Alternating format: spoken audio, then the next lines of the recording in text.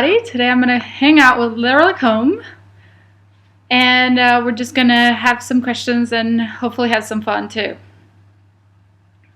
Sounds good. Okay, so for those of you who don't know, you write for Harlequin Romance so far. Yes, the romance. And you've been published since 2013. So far, 13 books. Oh, not 13. No, you're giving me way more credit. Really? I have, yeah. Well, because you have a couple of them that are with someone else, right? That is like shared? No, they're all through Harlequin Romantic Suspense. I'm under contract, I think, through book 10 right now. So I have 6 out currently. Book 7 is coming out in July. And then books 8, 9, and 10 should be out next year. Oh, there you go. Perfect. Probably 13 someday, but not quite yet. There's a lot out there. I mean, you started in 2013, and 3 years later, that's a lot to write. Yeah, I've been writing steadily. I've been very lucky to be able to do that. So, yeah, it's been a lot of fun. And do you have a favorite one? Which is kind of like asking you what's your favorite kid, but still.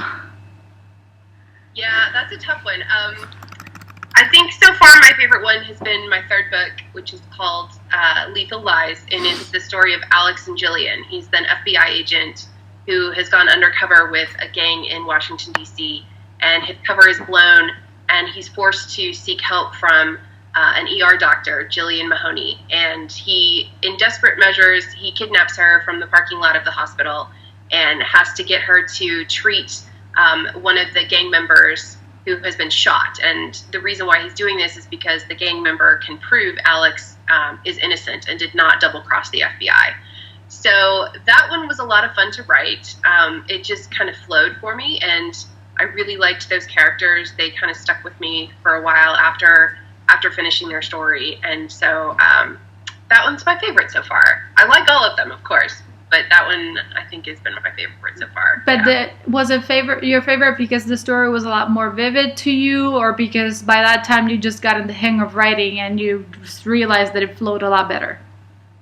I think it's a little bit of both. I think, the 3rd book, I felt more comfortable as a writer. I'm still learning. Obviously, every book that I write, I learn something.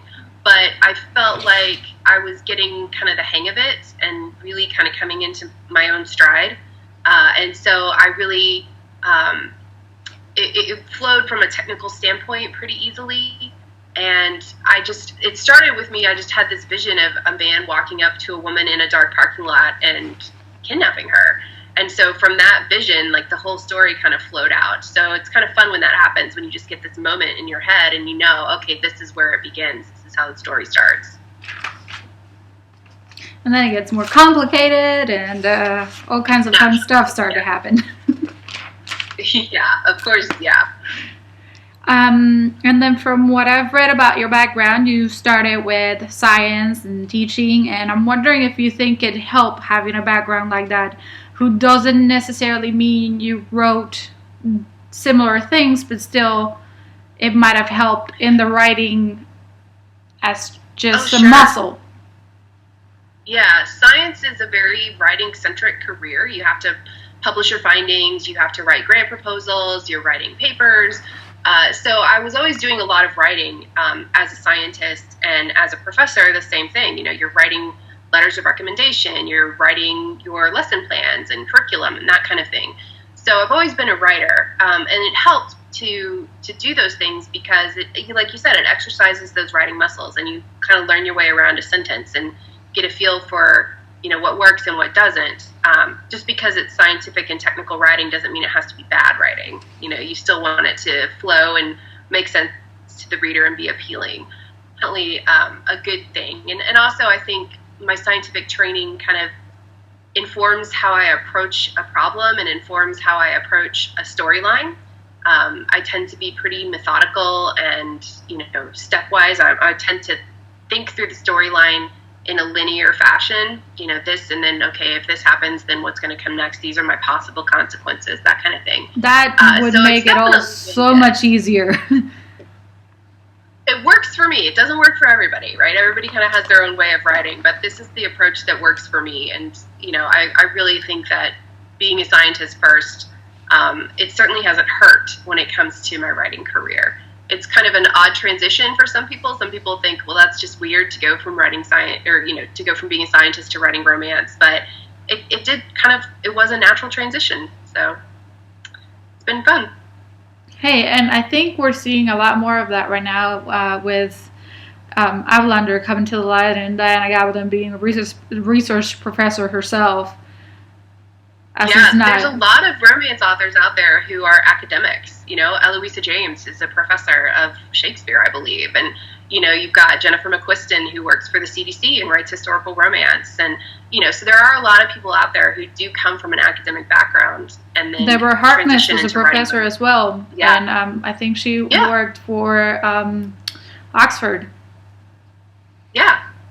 So it's definitely not unheard of. It's not super well known, but it's definitely not a super unheard transition. Yeah. People who had to write a lot because of their careers, and now they're making a career out of it. It sort of goes together. Yeah, you get to do it for fun as opposed to having it be dry and technical. So it's good. And to sort of go from back end to beginning. When was it that you realized, oh, there's a story that I want to tell, or there's one thought that I want to know what happened to? Right. So when I think it was 2011, I had moved to Houston for a postdoc, and I didn't really know anybody there. And so I was looking for something to do. And I stumbled across the website for National Novel Writing Month, NaNoWriMo, which happens every November. And I thought, well, I'll give this a try, right? I don't really have anything else going on, so I'll give it a shot. And I wrote a story. It's a time travel romance, and nobody's ever going to see it because it doesn't need to be read. But it was fun, and it really got me thinking, I enjoy writing. Why don't I do this more often? And so that's really what got me started. And then that later on, a few months later, I started the second story, which actually became my first book, Deadly Contact, with James and Kelly as the two central characters. And that came about because I was thinking about, okay, what do I want to write? What kind of story do I want to write? What kind of books do I want to write? And, the old adage, everybody tells you, write what you know. I thought, well, I know a lot about science. I know a lot about microbiology. What if there was some kind of bioterrorism attack? And that's really how it got started, was the whole write what you know, and me thinking, okay, I know about science, and you don't really see a lot of scientists as characters in romance novels. And that was something that I kind of always wanted to read as a scientist, as somebody who was geeky and really liked science and medicine. I kind of wanted to see more of that represented. So that also kind of helped me get a start. And I thought, well, I could do this. Like, I could write what I want to read. And surely I'm not the only person out there who is interested in those kind of characters. So that's how it got started. And do you have a process? Like, do you have something specific that you do? Because I'm sure there are a lot of writers out there who like to know this little geeky stuff about particular authors that they like. Sure.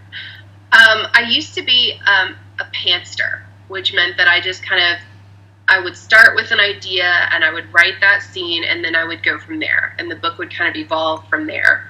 And I would never really, I knew the high points. Obviously it's a romance, so they have to end up happily ever after, right? You know that from the beginning.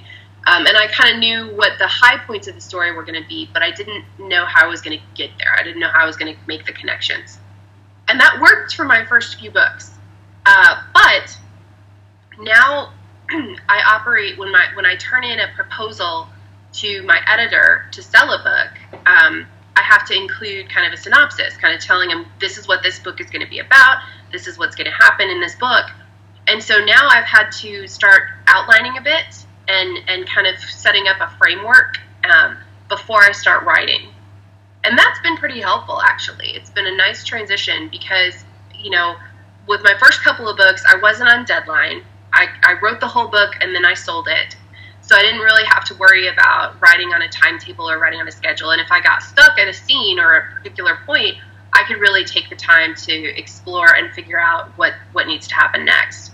And I don't have the luxury of time anymore. So by writing with this kind of framework in place and figuring that out before I even start the book, it saved me a lot of frustration and a lot of time, because I now kind of have a basic roadmap, and then I get to fill in the details and fill in with, little tidbits, and I get to explore within that framework, but at least I have a better idea of where I'm going. So I'm kind of more plotter / pantster now. I'm more of a hybrid. I'm never going to be like a full, but I have had to use some of those tools, and it's really helped me a lot. So yeah, I think every book I write, I have a slightly different approach, but it's all good. It works. It's better for the writer as well, because I would guess if you have something that you do every single day at the same time, it gets sort of tedious for you. It's sort of like an 8 to 5 job that you have to be there. You have to do the same thing over and over again. And what's good about writing is that you don't know what's going to happen most of the time. Yeah, like I definitely make it a point to write every day. And now that I have a baby, I usually have to do that in the evenings. Like I wish I could write during the day and not be a vampire, but it doesn't work. I have to write when the baby's in bed. Vampires rule. So I write at night. Pardon? Vampires rule anyway. Yeah, definitely. So, but yeah, so that's what I have to do. I do write every day, but I do it at night, and I basically just sit on my couch with my computer in my lap, and I just type away. I don't have this beautiful office space or anything like that. I wish, right? But I kind of have to make time wherever I can and write wherever I can. So it's not as glamorous as some people might imagine it to be, but you have to get the work done, it has to happen, so. And as long as you're comfortable. Yeah. I'm wondering, just out of the quirkiness of my geekiness, if you're like me, that you have like a favorite pen and a favorite notebook that you use for something in particular, because I am that kind of person. And if you take me to any place, I will go to the book section and straight away to the school supply. I love office supplies. I love them. Yes. I have so many notebooks. This is my new acquisition. See if you can see it. Oh, I love it. The pen. That is awesome. That is awesome. You have to entertain yourself. An ornament that looks like. So I love office supplies. I have so many pens. I'll never use them all, but I have a ton of them and a ton of notebooks. And I definitely can relate to that. Do you keep a journal? I don't. No, I don't actually. I've thought about it, and there have been times that I've started, but I never really follow through with it.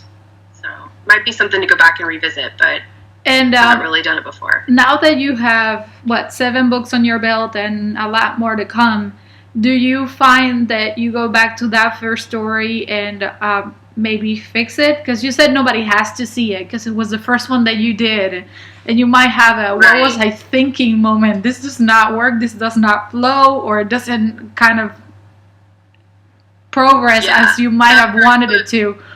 But now that you're on the other side, that you publish, you have work, you're sure of what you're doing, would you think that you maybe in the future take the same premise and go and start from the beginning and see how that works out? I think it would be a lot of fun to do that, because I liked the idea of that story, and I did enjoy writing it. And so I think it would be fun to go back and fix it. Because you already know where it goes. Travel, so pardon? Because you already know where it goes from beginning to end. Yeah. I know where it goes, and so I could definitely go back and fix it. It's a time travel, and she goes back to World War II era. So it's not, most time travels, they go back to like 1700s, 1800s. This one, she's going back to World War II, so it's not quite ancient history. but it's definitely before her lifetime. And it was a lot of fun to write about that and explore, what was going on. And it was set in London, so, what was going on in London during the war, and that kind of thing. So, yeah, I would love to be able to do that. I think at some point it would be a fun exercise, and, it might turn into something, who knows. Is that your favorite period? Like, if you, not your characters, but if you yourself could go back to any place, what would that be? Ooh. I think it would probably have to be something like that. I'm too much a fan of modern plumbing to really want to experience life pre-bathroom era. So, yeah, I think something like that. Maybe not during a wartime, though. That's a little extreme and intense. But maybe, a turn of the century type of thing where life was very different because, the technology has advanced so much that, even going back 100 years, it would be it was like the Stone Age compared to now. Yeah, definitely. So no cell phones, no iPads. No iPads. No Took computers, forever to get a letter. TV. No email. Yeah, very different life. Yeah. So. Now we can hardly remember what that was like, and our children will never know. I know. I mean, we used to have a big desktop computer, and we didn't get this until I was in high school. I still have it in Cuba. In my grandma's house, it's still a humongous desktop. Yeah. With like the big old butt. It's not a flat screen or anything. It took out the desk just because it was really huge. Yeah. Oh, I hear you. Yeah. And, I can remember, like, what is this email thing? And, that kind of stuff. So, yeah, it was, and our kids will never know what that's like. So, fun. Well. We'll be the ones going in our times, like our parents, our grandparents. In our times, it was not like this. That's right. I had to walk uphill both ways to school. In a blizzard. That's right. Because there's always something happening. Yeah, no kidding. Do you have any pros and cons that you want to tell anybody who's aspiring to that you think somebody should have told you about a writer's life or from a writing perspective? Well, the pros, it's just a lot of fun. It's really it's a very enjoyable thing. Like, it's a great career. To see your work out there, to connect with people who have read it and enjoyed it, that doesn't get old. Like, that's a huge thrill to be able to talk to people who have read your words and, get what you were trying to say and enjoy your stories. That's awesome. From a con perspective, I guess, you're not going to make a lot of money. I mean, unless you hit the bestseller lists, which, 1 in a million will do. And so you shouldn't go into it thinking that you're going to be rich. And for me, one of the hardest things has been social media, like trying to master social media, make those connections with people without it trying to seem like I'm trying to sell them something all the time. Like, I want to talk to people and raise awareness for my work, but I don't want people to feel bombarded with a buy my book message, or to feel like I'm trying to take their money. I don't want to come across as like a used car salesman. So it's been kind of hard for me because I'm naturally a pretty quiet person. I'm naturally pretty reserved, and you have to put yourself out there on these social media platforms. And you have to talk a little bit about yourself to do it. And so that's been kind of a learning curve for me is to get that aspect of it to work.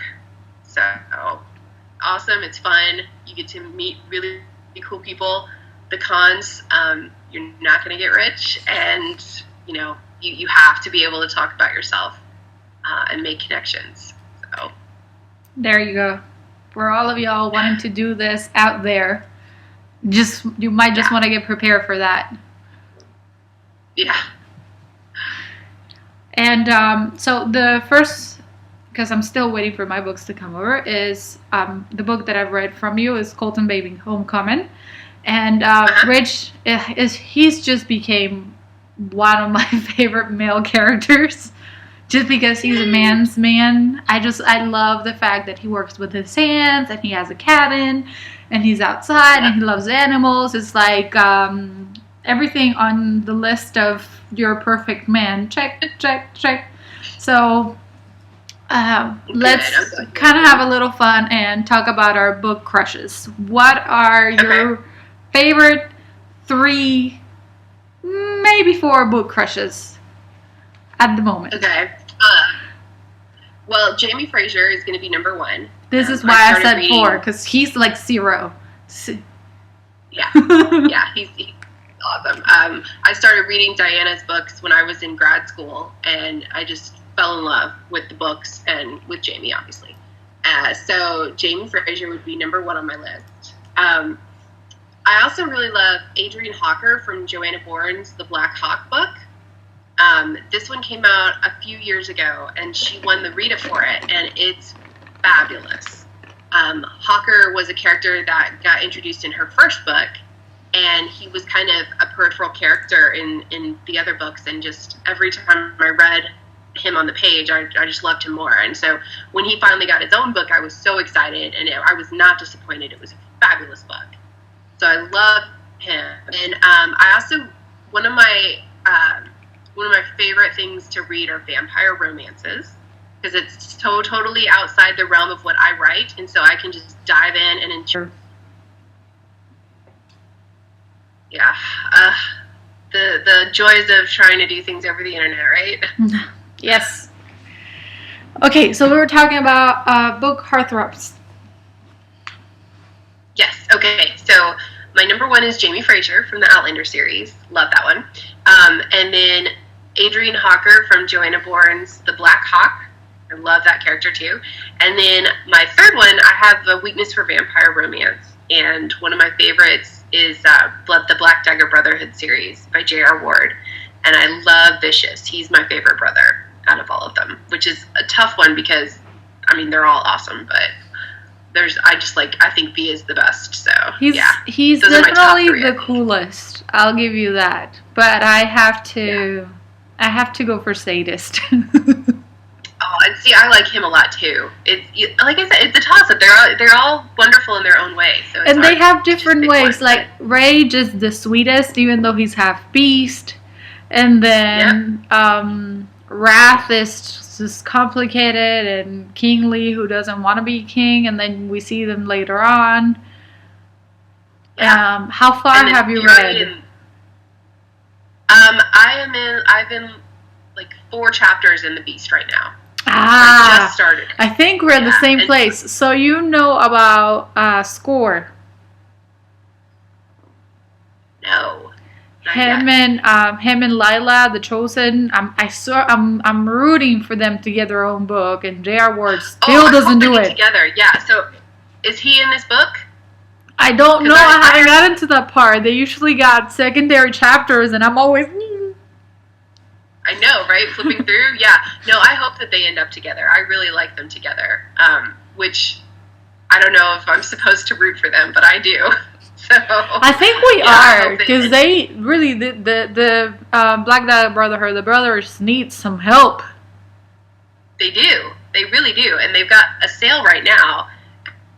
I'm kind of bummed that he sent I can't remember her name. I know it was in the first one, right? They were in the first book. And I kind of hope that she comes back again. She's in Florida. Yeah, well, I kind of hope that she comes back because I liked them together. So.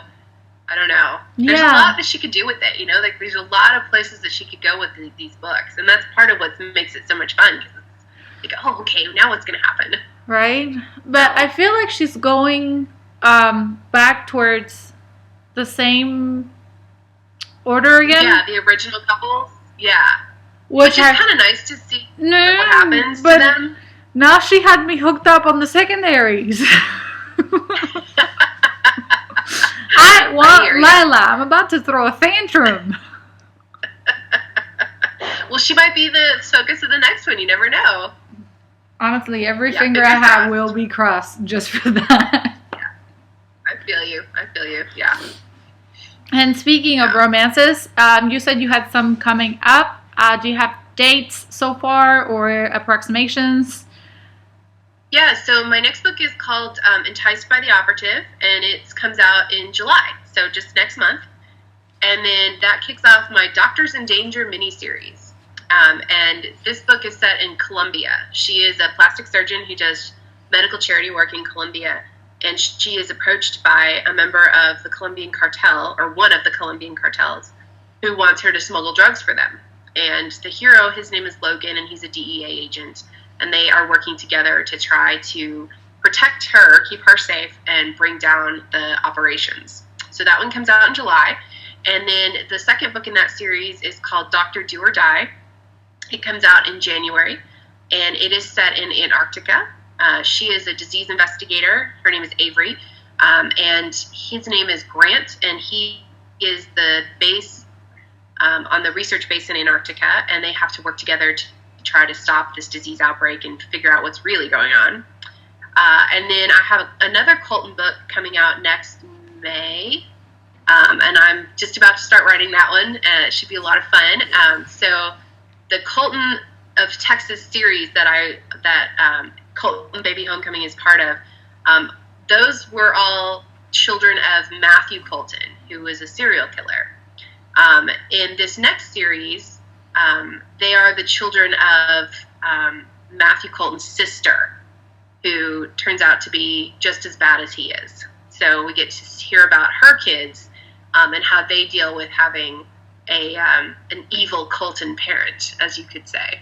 So that's going to be fun. Aye, aye, aye. And then, I have a third book in the Doctors in Danger miniseries, which will probably be coming out late next year, but I don't have the release date for it yet. So not quite sure when, but we should be seeing that one next year too. Okay, and I will put the links in the description below, but do you want to tell the readers and the viewers your email, well, not the email as such, but like your website and where they can go and find stuff like you? And yeah, so my website is www.laralacombe.com, so just my name, all one word.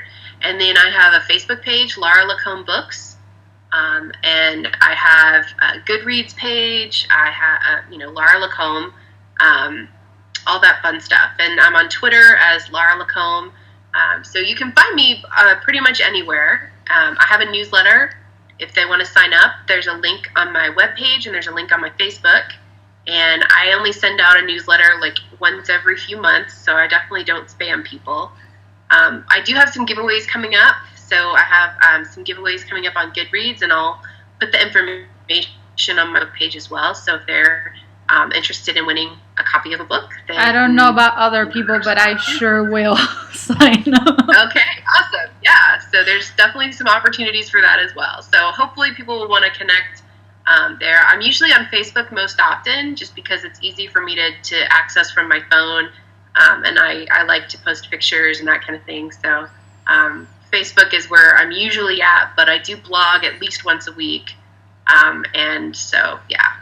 I like blogging. Pretty easy for people to find. I do too. It's fun. You get to I like to put a lot of pictures and, just talk about random stuff that happens during the week. It's always fun. It's kind of therapeutic too. It can be, for sure. Yeah. Especially, when something funny happens or something not so funny happens, but you want to share it with people. It's good to have, it's like a virtual hug, people responding and talking, and it's fun like that. And a virtual diary too. You can look back at it. So yeah, you asked if I keep a journal. I don't, but I do blog. So maybe that's this generation's equivalent of journaling. Probably, yes. And I know this because we've talked about it before, but since you're not going to be attending any of the conferences this year because you want to stay at home with your baby and such, what are the ones that you recommend for other people to assist to that you might have gone to or that you might have had in mind to do but you weren't able to? So I think probably one of my favorite conferences for writers is the Surrey International Writers Conference. which is held in Surrey, British Columbia, every October. It's fabulous. It's not a very large conference, but they have a really good diversity of speakers. And they also have the opportunity for you to have 15-minute one-on-one sessions with either an author or an agent or an editor, and you can just taunt.